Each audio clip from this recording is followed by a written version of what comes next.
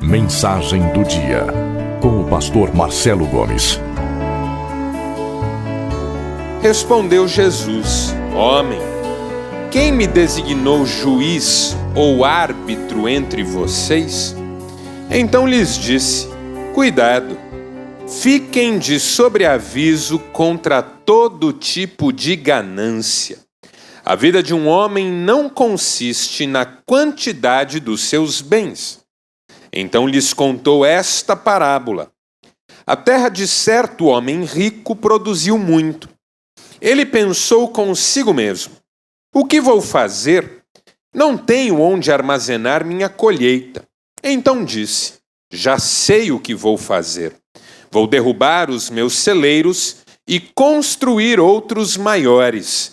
E ali guardarei toda a minha safra e todos os meus bens. E direi a mim mesmo: você tem grande quantidade de bens armazenados para muitos anos. Descanse, coma, beba e alegre-se. Contudo, Deus lhe disse: insensato, esta mesma noite a sua vida será exigida. Então quem ficará com o que você preparou? Assim acontece com quem guarda para si riquezas, mas não é rico para com Deus. Louvado seja o Senhor por esta palavra. Eu quero que você olhe atentamente para essa moça que eu vou projetar. Você consegue ver essa jovem? Quantos também conseguem ver uma senhora idosa? Levantem a mão. Quantos não conseguem ver a senhora idosa? Quantos não conseguem nem ver a moça?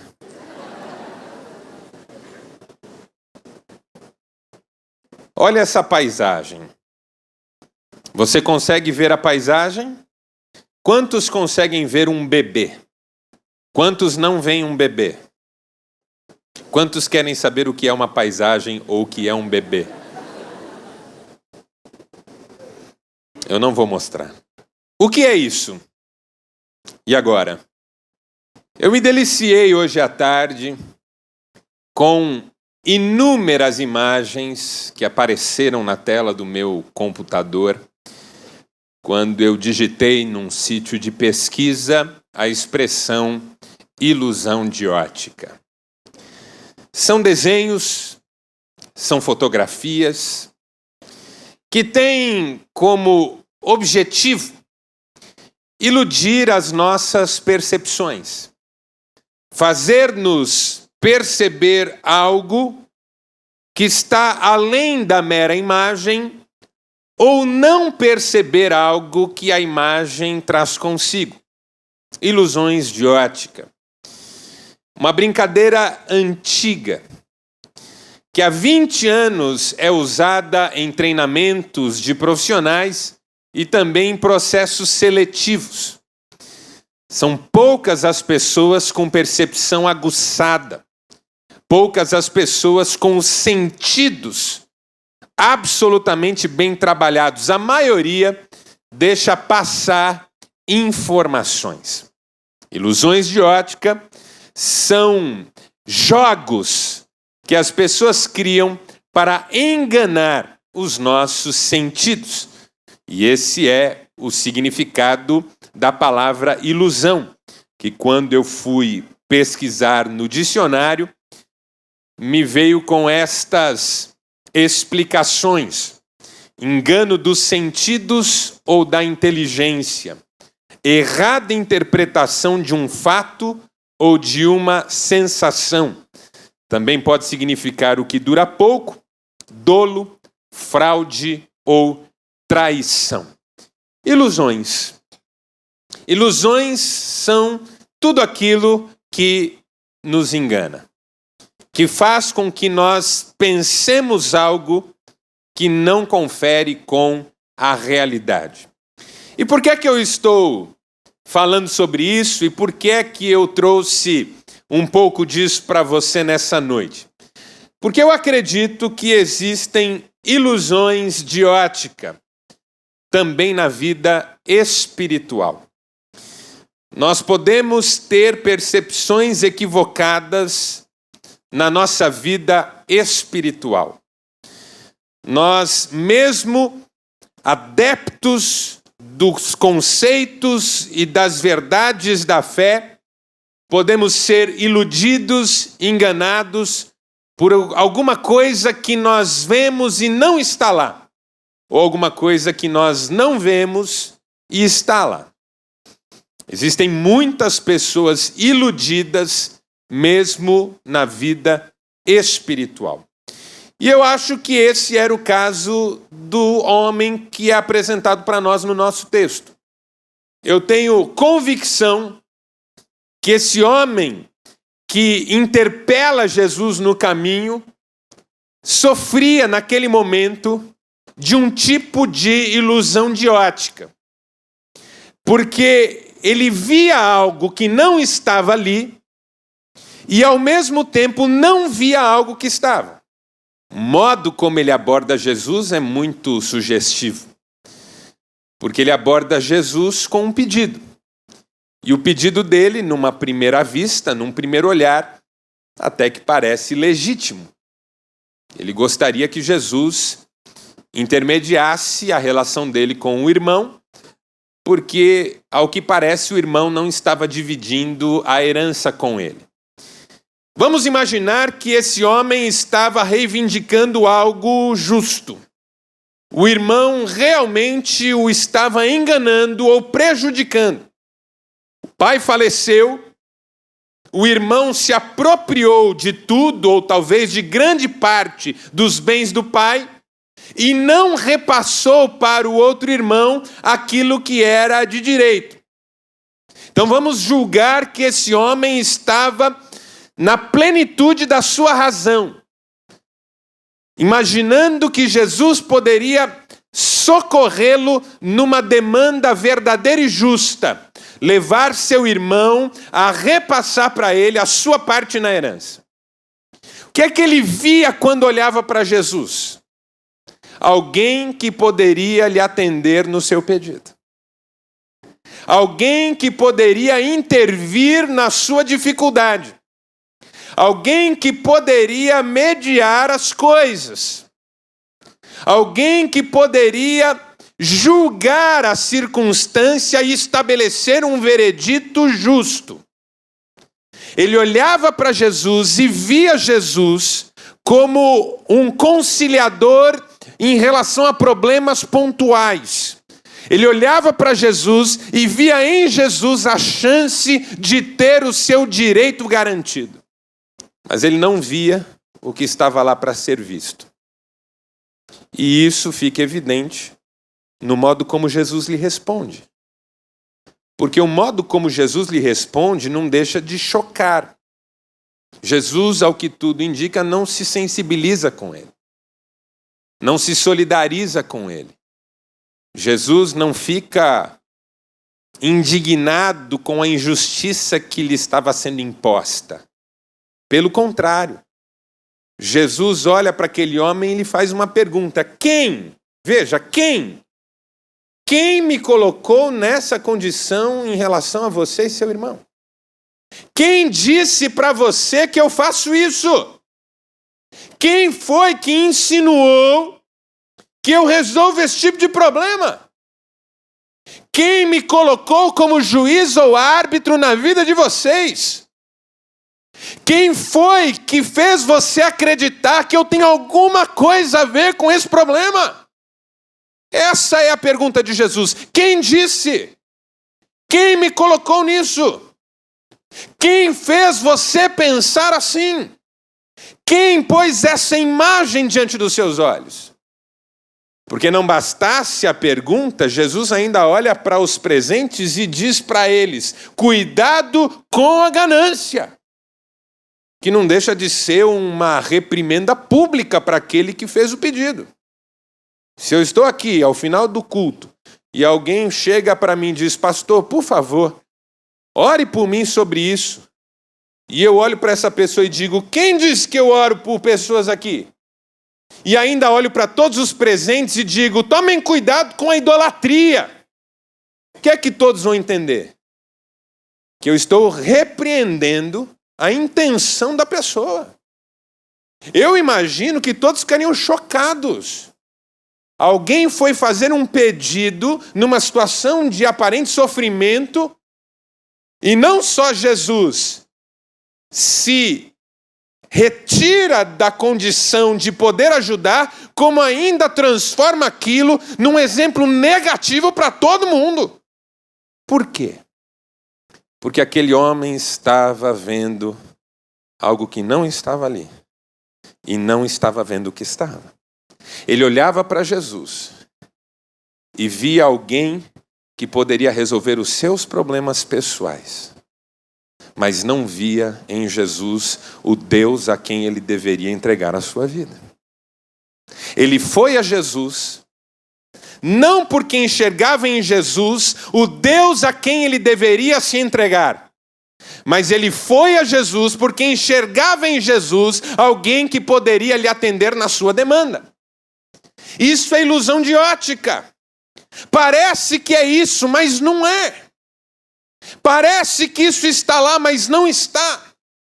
E a igreja contemporânea sofre dessa ilusão. Ela olha para Jesus e vê nele alguém para resolver seus problemas, mas não consegue enxergar o que está lá estampado diante dos olhos, que ele é Senhor. A pessoa acredita na existência de Jesus, mas quando olha para ele, não lhe vê Deus e Senhor. Olha para ele e lhe vê um atendente de balcão. Alguém que não é digno de honra, glória, louvor, adoração e entrega, mas alguém que pode socorrer na dificuldade momentânea. A religião é uma ilusão de ótica. Ela parece fé, parece espiritualidade, parece que está tudo em ordem na vida de uma pessoa religiosa, mas ela jamais entregou seu coração para Deus e busca a Deus e recorre a Deus quando as suas circunstâncias pedem que Deus faça alguma coisa em seu favor. A reprimenda de Jesus para esse homem é que esse homem vê em Jesus o que não está lá e não vê o que está. Ele está iludido. E porque ele não vê quem Jesus é, ele também não consegue enxergar a vida. E se coloca numa situação de receber de Jesus uma palavra tão dura. Existe o risco de nós olharmos para Jesus e não vermos o que deveríamos ver. No livro Cristianismo Puro e Simples, o C.S. Lewis faz uma reflexão que eu considero das mais interessantes sobre Jesus. O pastor Ed Renekiewicz vai usar essa reflexão no encerramento do seu livro Talmidim, que também é um livro bastante interessante. C.S. Lewis pensa mais ou menos assim: há muitas coisas que você pode dizer sobre Jesus, menos que ele seja um líder moral ou religioso. Jesus não é um expoente das mais altas aspirações morais do homem ou das aspirações religiosas do homem.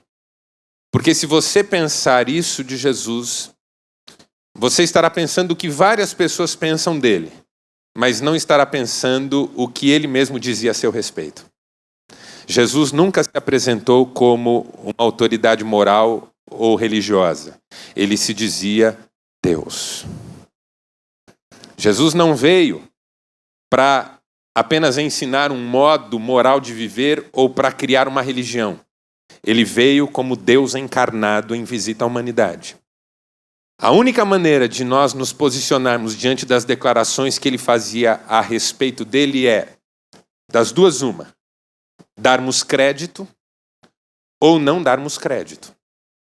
Ou nós consideramos que ele era quem ele dizia ser, ou nós consideramos que ele não era quem ele dizia ser. Mas não podemos dizer que ele era quase isso, ou algo diferente disso.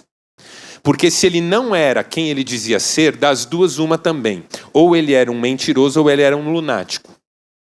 Lunático do tipo, C.S. Lewis complementa, da pessoa que acha que é um ovo frito ou um caminhão. Porque se Jesus não é quem ele dizia ser, mas acreditava nisso, ele é um lunático. Mas se Jesus não é quem ele dizia ser e sabia que não era, ele é um mentiroso. Então, C.S. Lewis complementa: se você não acredita que Jesus é Deus, você deve descartá-lo completamente, mas não deve transformá-lo num mestre de moral ou num líder religioso. Porque ele não passa de um lunático ou de um mentiroso. Ele não disse, eu vou ensinar vocês a viver apenas. Ele não disse, eu vou dar a vocês uma religião. Ele disse, eu sou o Filho do Deus vivo. Eu sou a videira verdadeira. Eu sou o caminho, a verdade e a vida. Ninguém vem ao Pai senão por mim. Eu e o Pai somos um. Quem me vê a mim, vê o Pai. Eu estou no Pai e o Pai está em mim. Eu sou a palavra eterna, sem a qual nada do que foi feito se fez. Eu sou a ressurreição e a vida. Eu sou a luz do mundo. Eu sou o pão vivo que desceu do céu. Era assim que Jesus falava de si mesmo. E é isso que nós precisamos ver quando olhamos para ele. Um dia Jesus chamou seus discípulos e perguntou, quem as pessoas dizem que eu sou? E alguém disse, bom, tem quem diga que o Senhor é João Batista. O outro disse, tem quem diga que o Senhor é Elias. E tem quem diga que o Senhor é qualquer outro dos profetas. Jesus então perguntou, e vocês? Quem vocês dizem que eu sou? E Pedro, tomando a palavra, respondeu, tu és o Cristo, o Filho do Deus vivo. Aquele homem que abordou Jesus no caminho não enxergava nada disso. Ele via em Jesus uma chance de conseguir de seu irmão que lhe desse aquilo que ele considerava ser seu direito. Por isso Jesus olha para ele e pergunta, quem disse? Quem me colocou? Quem fez você acreditar que eu sou isso? Quando nós olhamos para Jesus e não enxergamos o que precisamos enxergar, tudo mais na nossa vida fica prejudicado. O mesmo C.S. Lewis diz assim, eu acredito em Deus, assim como eu entendo a existência do sol. Não só porque eu posso olhar para ele o que não posso, mas sobretudo porque ele me ajuda a ver todas as outras coisas. Eu creio em Deus porque crendo em Deus a vida faz sentido. Quando eu olho para Jesus, quando eu reconheço em Jesus quem ele dizia ser, toda a minha vida entra no eixo. Mas quando eu olho para Jesus e não vejo nele quem ele dizia ser, mas vejo nele aquilo que eu quero que ele seja para mim, então a minha vida sai do eixo e alguns perigos se impõem sobre mim.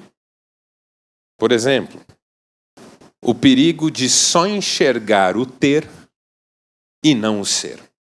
Veja como Jesus continua a sua palavra de orientação àqueles que o estavam seguindo.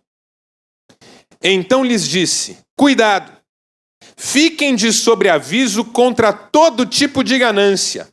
A vida de um homem não consiste na quantidade dos seus bens. Todos nós sabemos isso. Todos nós dizemos isso. A frase que o ter é melhor, que o ser, melhor dizendo, é mais importante do que o ter, já virou chavão nos nossos dias. Mas o duro é viver isso. Porque nós somos de uma geração que corre atrás do ter. Nós queremos ter. E somos avaliados, julgados, valorizados ou não, em função daquilo que temos. Por que é que você trabalha tanto? Se você fizer essa pergunta para 100 pessoas, talvez 90 respondam que precisam ganhar dinheiro. Por que é que você trabalha tanto? Porque se eu não trabalhar, eu não ponho comida em casa. Porque se eu não trabalhar, eu não pago as minhas contas. Porque se eu não trabalhar, eu não pago a prestação do carro. Porque se eu não trabalhar, eu não pago a prestação da casa. Se eu não trabalhar, eu não vou viajar no final do ano.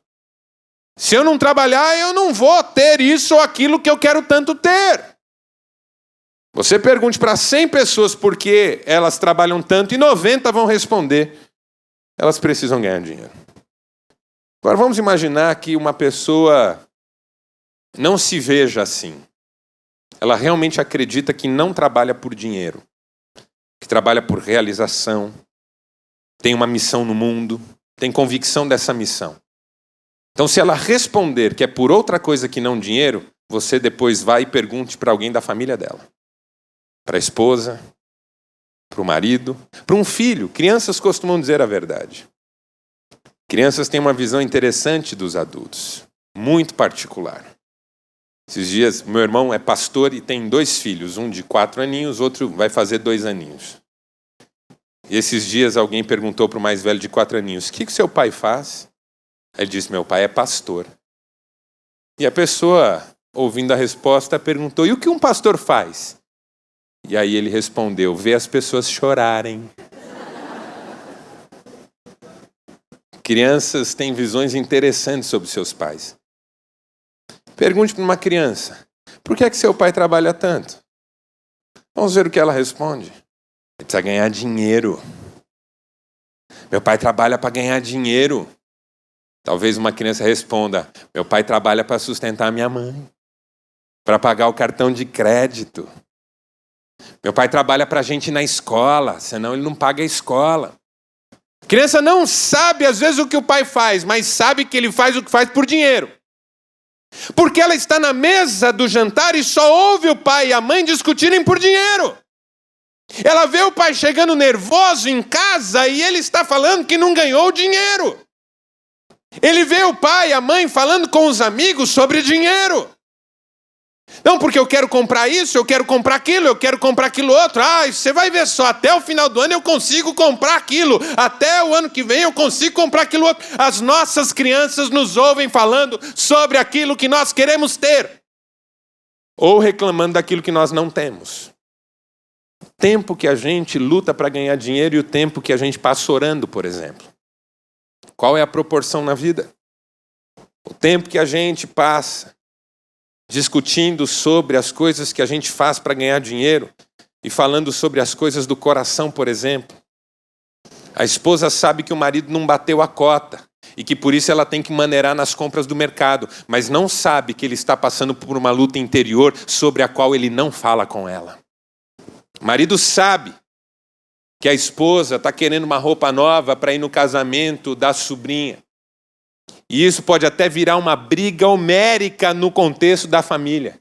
Mas ele não sabe que ela tem um trauma que ela carrega com ela há 20 anos, sobre o qual ela nunca falou com ele.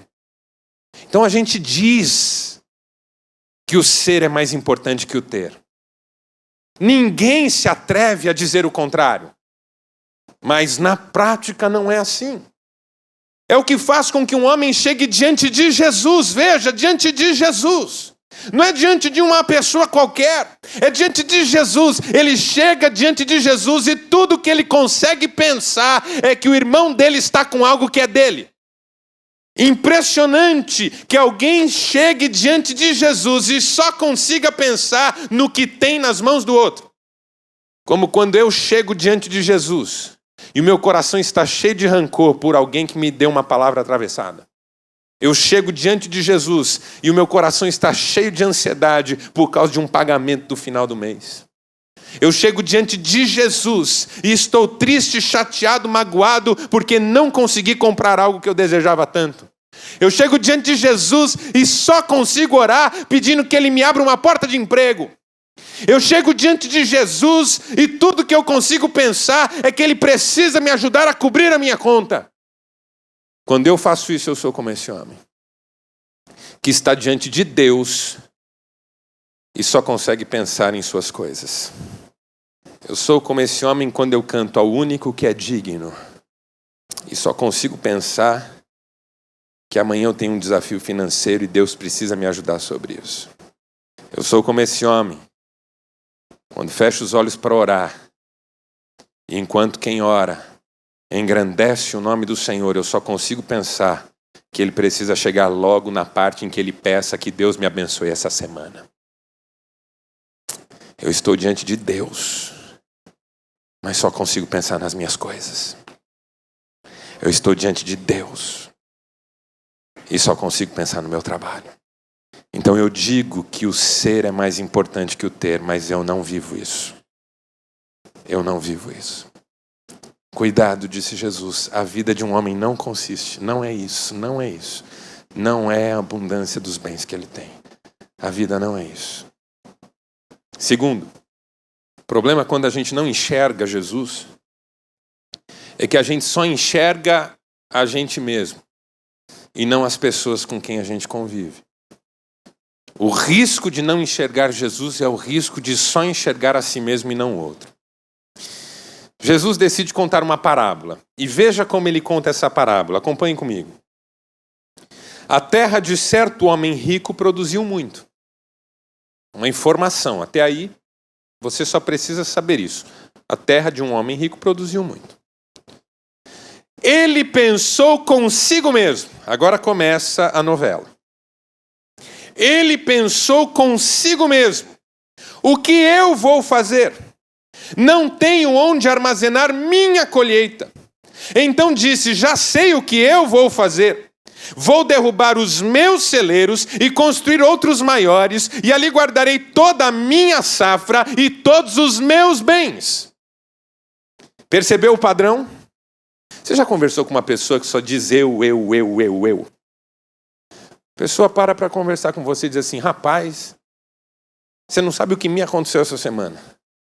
Eu tive uma oportunidade de falar com fulano, e aí eu falei para o fulano que eu sei fazer isso, que eu já fui não sei aonde, que eu já fui importante, que eu já tive muitas amizades importantes, que eu já fiz muitos negócios bons, que eu sou bom nisso, que eu sei fazer aquilo, que eu tenho uma família assim, que eu sou espiritual, porque Deus ouve as minhas orações. Tudo que eu peço para Deus, Deus me atende, porque Deus e eu somos assim, e Deus sabe que eu estou precisando disso, e eu.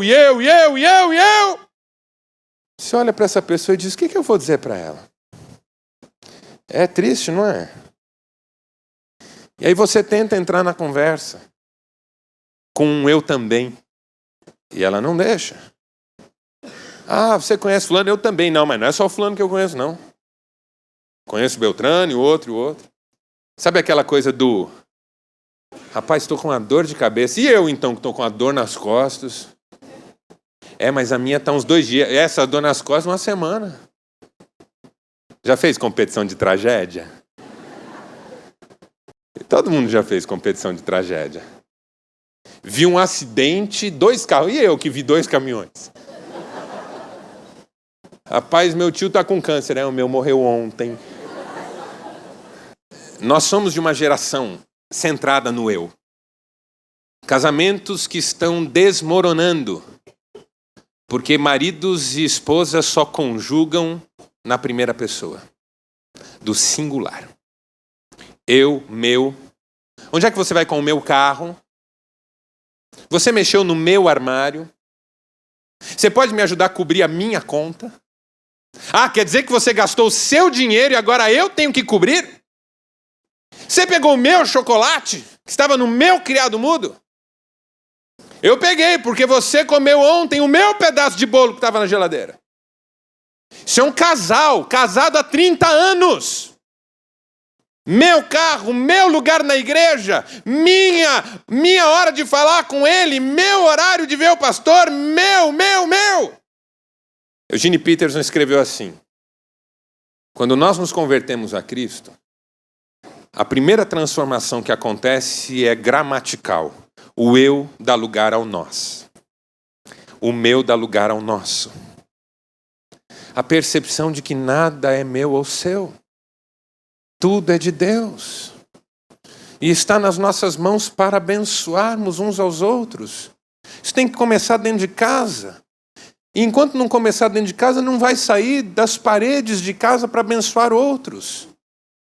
Não é triste que um homem, diante da mais extraordinária colheita de toda a sua história, só consiga pensar em construir celeiros maiores? Nós estamos ouvindo Jesus falar de um homem que já era rico. Sua terra produziu muito. Ele olhou para a produção da sua terra e percebeu que ele fez a maior colheita de toda a sua história. A única coisa que ele conseguiu pensar, esse gênio, foi em derrubar os celeiros antigos e construir maiores. A única coisa que ele conseguiu pensar, com a maior colheita da sua história. Não mudou a vida de ninguém. É como uma pessoa que ganha tanto dinheiro que ela só consegue pensar em onde vai pôr isso. Então agora ela não pode mais ter esse dinheiro no Brasil, ela tem que pôr esse dinheiro em bancos internacionais, fugir de impostos, fazer dinheiro virar mais dinheiro. Tira do mercado produtivo e põe no mercado especulativo. A pessoa deixou de ser servida pelo dinheiro e virou escravo dele. Ela trabalha para alimentá-lo, para que ele cresça, fique forte e cada vez maior. E tão estúpido e ignorante quanto alguém que vai num cemitério e deixa um prato de comida pensando que o espírito do morto vai comer. É quem pensa que o dinheiro precisa ser alimentado. O dinheiro perde a sua função de viabilizar a vida e ganha status de algoz da vida, a ponto de uma pessoa trabalhar a vida inteira para morrer sozinha, sem família, sem amizades, com milhões numa conta bancária. Cuidado com a ganância, disse Jesus, cuidado! Conheci uma história deprimente esses tempos atrás, deprimente. O sujeito tinha 10 fazendas, 10 fazendas, enormes, valorizadíssimas, e 5 filhos. Antes de morrer, decidiu dar as fazendas para os filhos. E colocou no testamento 2 fazendas para cada filho. Para ser rigoroso, ele fez a conta de quanto cada fazenda valia, de quanto que elas produziam, para dar as duplas equivalentes para cada um dos filhos. De modo que cada filho saísse com 2 fazendas de valores semelhantes às fazendas dos irmãos. Esse homem morreu. Seu testamento foi aberto. Hoje, se não todos, boa parte de seus filhos estão na justiça. Porque uma das fazendas tinha a casa principal. E na casa principal, os móveis tradicionais da família. Então os filhos estão na justiça por causa da mesa que era da mamãe, da cristaleira que era da vovó, da bancada que está na família há 5 gerações. Estão brigando na justiça, não se falam, não se veem em Natal, não reúnem os familiares, porque um ficou com uma mesa que todos queriam, quando cada um ganhou 2 fazendas. Cuidado com a ganância. Cuidado com a supremacia do eu. Cuidado quando você está por um fio de separar da esposa, por causa de cartão de crédito. Cuidado com a supremacia do eu. O eu só está no centro quando a gente ainda não viu Jesus como ele é. Senão ele estaria no centro. Ele estaria no centro. Não é triste que um homem que fez a maior colheita da sua história só consiga pensar em celeiros maiores? Não tenha outra ideia. Não tenha outra ideia. Por último, o risco é da gente só enxergar o presente e não o futuro. Quando a gente olha para Jesus e não vê o que deveria ver, e vê o que não é para ver, a gente só enxerga o presente e não o futuro. Veja o homem da parábola. Direi a mim mesmo: você tem grande quantidade de bens armazenados para muitos anos. Isso é verdade. Grande quantidade de bens armazenados para muitos anos. Contudo, Deus lhe disse: insensato, veja só a opinião do céu em relação a um homem. O céu não aplaudia esse homem.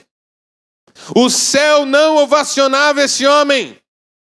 Esse homem era rico aos olhos humanos, talvez invejado de muita gente, mas o céu não tinha boa opinião sobre ele. Louco. Esta noite pedirão a tua alma.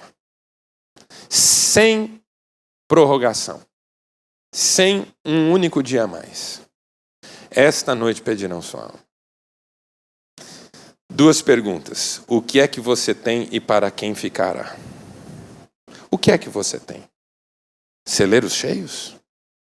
Esse homem morreu e tudo que ele tinha para deixar eram celeiros cheios.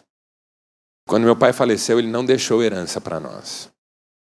Na verdade, quando meu pai faleceu, profissional prestador de serviço que era, o dinheiro que entrou até ontem, no dia que ele faleceu, não entrou amanhã.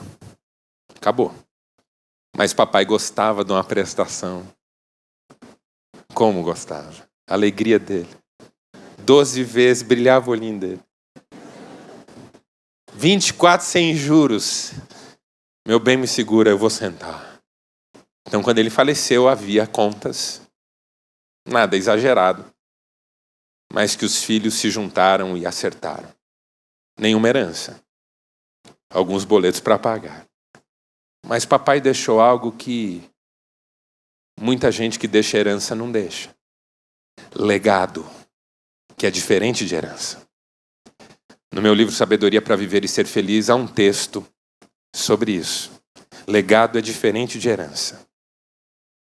Herança é a permanência, depois que você foi, daquilo que você teve. E legado é a permanência, depois que você foi, de quem você foi. Eu e meus 2 irmãos estamos na fé até hoje, por causa da fé do nosso pai, homem de Deus.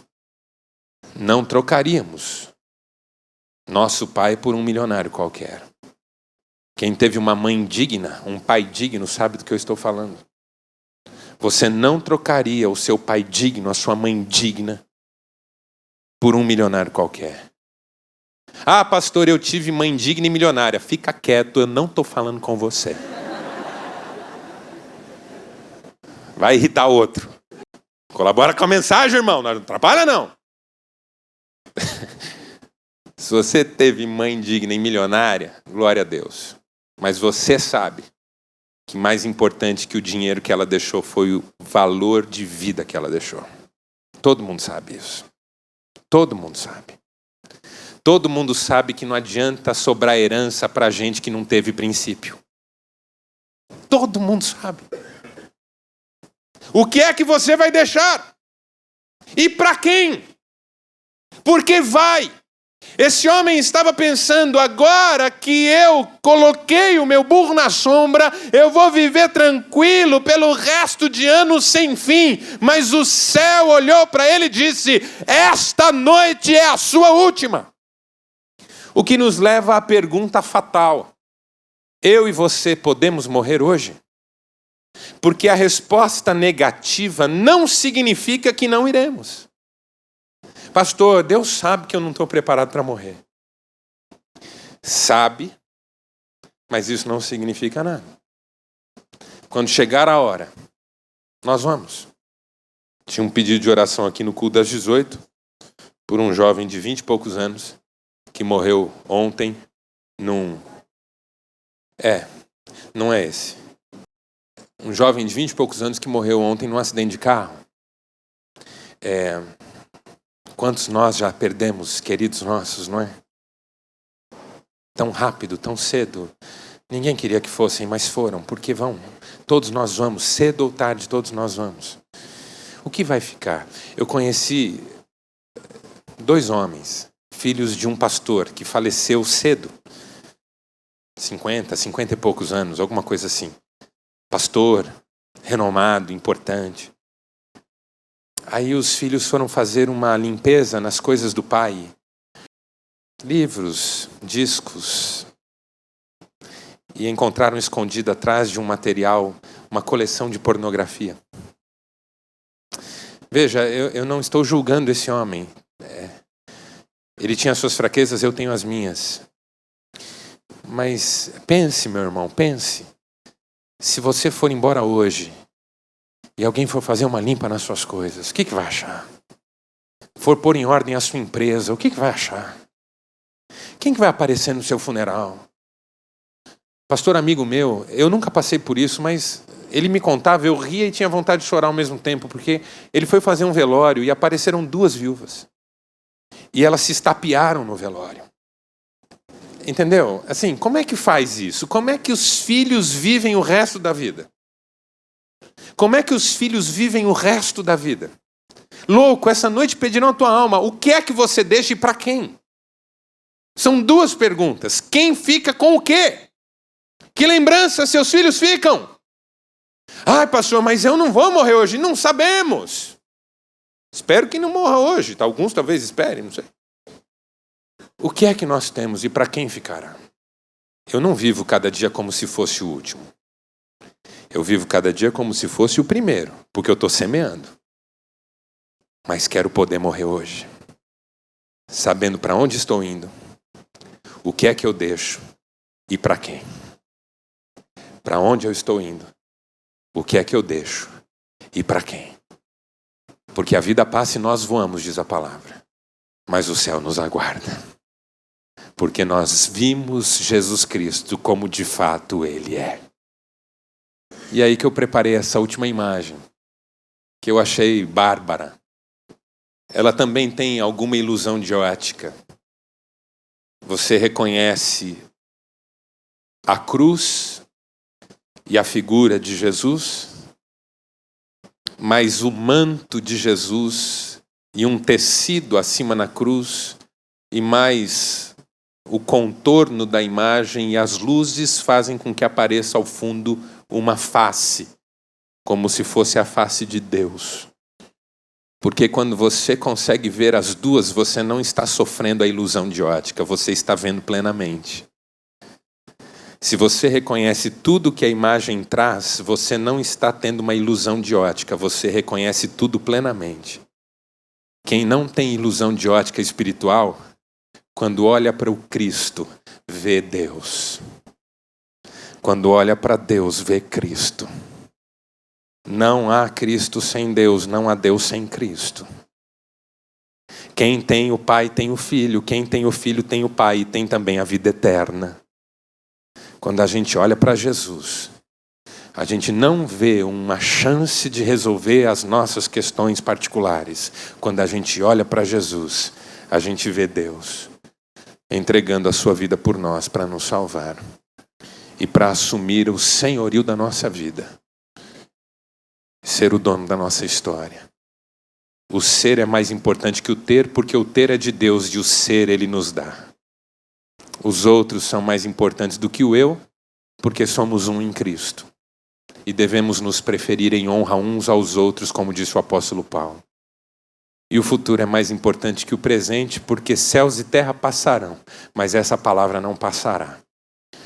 Não ajuntem para vocês tesouros, onde a traça e a ferrugem corroem, onde os ladrões escavam e roubam, mas ajuntem tesouros nos céus, onde traça e ferrugem não corroem, onde ladrões não escavam e nem roubam. Feche seus olhos. Nós vamos orar. Pai Celestial, Deus amoroso, mais uma vez nós estamos diante de Ti porque a Tua palavra tem sido nosso alimento. Nós dependemos do Senhor, nós amamos o Senhor e mais do que tudo nessa vida nós queremos o Senhor, a intimidade do Senhor, sermos encontrados dignos diante da Tua presença. Pai amado, que tudo que nós ouvimos agora possa encontrar solo fértil em nossos corações e produzir frutos de tal maneira que o nome de Jesus seja honrado através de nós. Obrigado, ó Deus, pela ministração da Tua palavra, por tudo que a Tua palavra tem para nos ensinar, para nos orientar, para nos corrigir os passos, e que nenhum desses ensinamentos seja esquecido por nós. Que o Teu Espírito nos faça lembrar todas as coisas. É o que nós te pedimos em nome de Jesus. Amém.